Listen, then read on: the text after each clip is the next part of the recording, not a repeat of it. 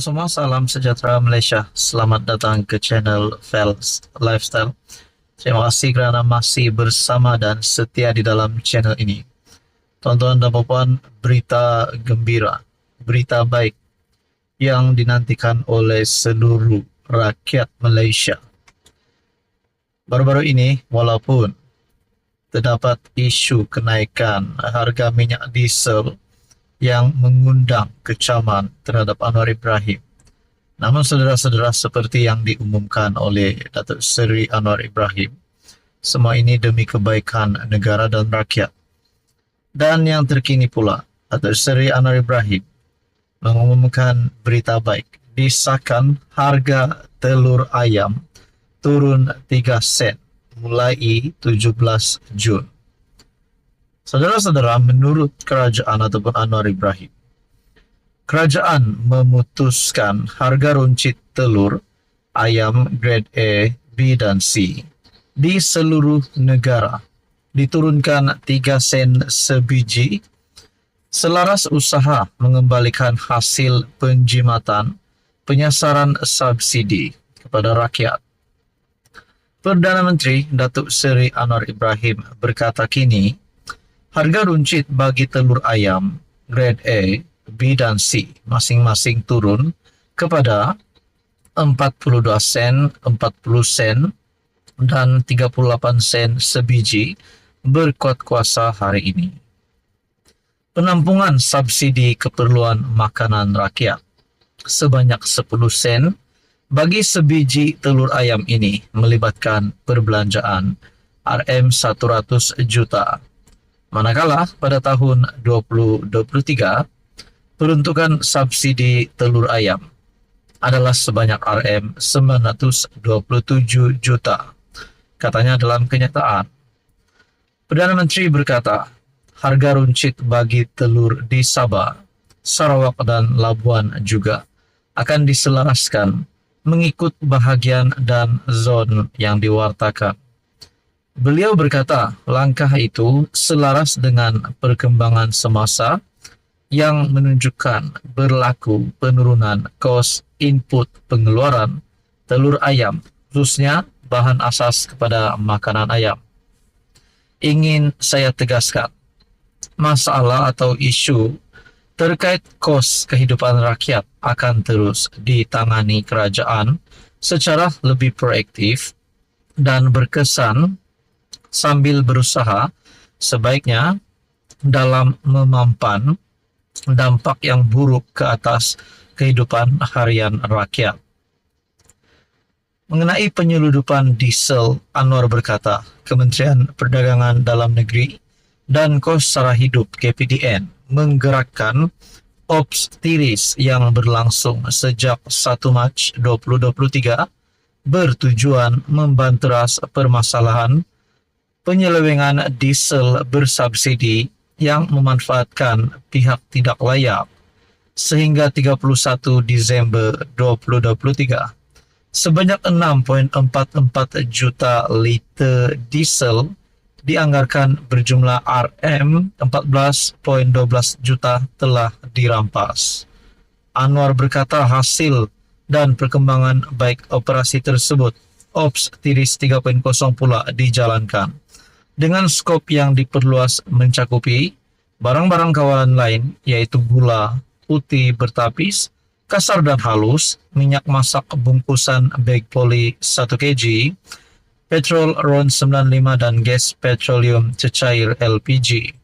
Sehingga 14 Jun, sejumlah 12.96 juta nilai barang kawalan telah dirampas dengan diesel menjadi barangan kawalan tertinggi yang diseludup dan diseleweng.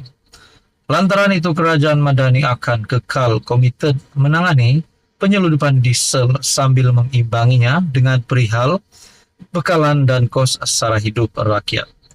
Jadi saudara-saudara, menurut Datuk Seri Anwar Ibrahim, berita baik penurunan harga telur dan juga berita baik bagi usaha kerajaan melalui Ops Tiris yang sehingga kini sudah sampai ke peringkat 3.0 untuk mencegah penyeludupan dan penyelewengan bahan-bahan ini. Jadi saudara-saudara, adakah dengan ini melihatkan lagi bahwa Datuk Seri Anwar Ibrahim akan lebih layak untuk menjadi Perdana Menteri pada penggal yang seterusnya. Dan menjadi persoalan juga, adakah ini akan menarik pengundi baru untuk Anwar Ibrahim, khususnya pada PRK yang terdekat yaitu Dun Sungai Bakap dan juga PRU16 nanti.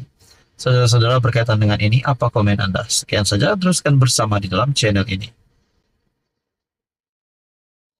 Halo semua, salam sejahtera Malaysia, tuan-tuan dan puan-puan yang amat dihormati.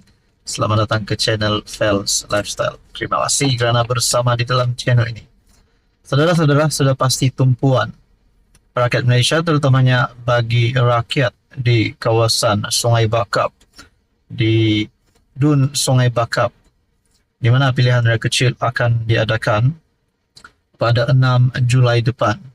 Dan saudara-saudara, berkaitan dengan pilihan raya kecil ini, sudah pasti jentera-jentera parti yang sudah menghantarkan calon akan bersiap sedia untuk bertempur.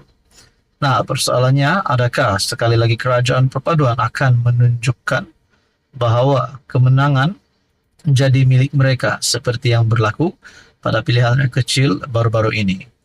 Saudara-saudara, saya merasakan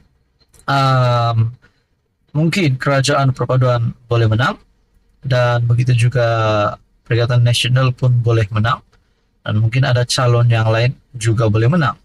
Dan saya terus membuat satu kajian ataupun undian melalui community daripada channel ini. Anda boleh lihat di ruangan community, saya membuat undian di sini.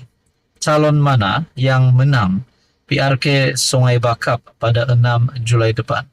Dan berita baiknya untuk kerajaan perpaduan. Dan juga sudah pasti ini berita yang buruk untuk musuh politik Anwar Ibrahim. Kerana melalui ruangan komen, rata-rata mengundi kerajaan perpaduan. Dan 3 pilihan undian yang saya sediakan ini, itu yang pertama, calon kerajaan perpaduan. Yang kedua, pembangkang Perikatan Nasional. Yang ketiga, calon anda. Dan di dalam undian ini, undian tertinggi adalah undian pertama, pilihan pertama yaitu calon kerajaan perpaduan sebanyak 76%, dan calon Perikatan Nasional sebanyak 19%, dan calon anda 4% saja. Saudara-saudara, ini adalah satu petanda yang baik untuk Datuk Seri Anwar Ibrahim dan kerajaan perpaduan bagi menghadapi PRK Dun Sungai Bakap. Untuk sekarang kita boleh katakan calon kerajaan perpaduan menang tanpa bertanding bagi undian ini. Nah, saudara-saudara, di dalam ruangan komen, yang menariknya ada yang berkata, saya yakin bahwa kerajaan akan memenangi PRK Sungai Bakap dengan cemerlang majoriti yang tinggi. Kerajaan perpaduan mantap. Rakyat harus pilih calon dari kerajaan untuk pembangunan. Ada kata di sini kerajaan, dan komen ada juga meletakkan komen Nurul Iza PKR. Kemana Pak Menteri pergi bila Datuk Seri Anwar kena serang oleh rakyat, pengikut parti-parti pembangkang? Ya Allah, berikan kekuatan dan lindungilah dan dilindungi dari mara berbahaya kepada Datuk Seri Anwar Ibrahim dan kerajaan perpaduan. Nah, saudara-saudara, ini satu petanda baik dan satu berita baik untuk PMX, dan terpasti bagi mereka yang memusuhi Anwar Ibrahim, termasuk media Yasin rasanya, termasuk Mahathir juga, pasti akan pening kepala melihat undian ini. Dan ini satu kemenangan baru untuk Anwar Ibrahim.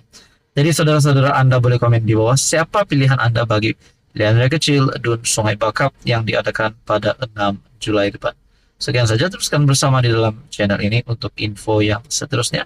Mohon bantu channel ini dengan menekan butang like, share, dan juga subscribe.